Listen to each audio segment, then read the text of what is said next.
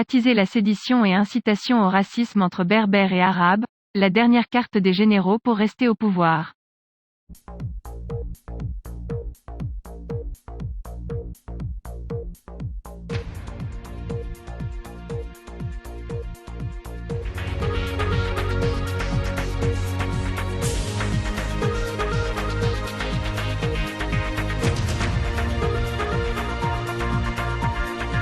La politique de diviser pour régner était la meilleure solution pour la France quand l'étau se resserrait dans les pays qui l'ont colonisé, et aujourd'hui les fils illégitimes de la France, les généraux et ceux qui gouvernent l'Algérie, veulent frapper le peuple avec le peuple, ils veulent pour combattre les frères, ils adoptent donc cette politique pernicieuse de semer la division parmi le peuple algérien pour préserver ses intérêts et les intérêts de ses enfants au contrôle du pays.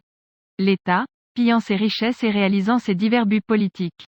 Et le recours du général Chanegria à une telle politique est nécessaire car l'asservissement d'un peuple et la saisie de ses terres et de ses richesses nécessitent d'abord de le diviser et d'épuiser ses forces économiques dans le but de faciliter le processus et de réduire ses coûts.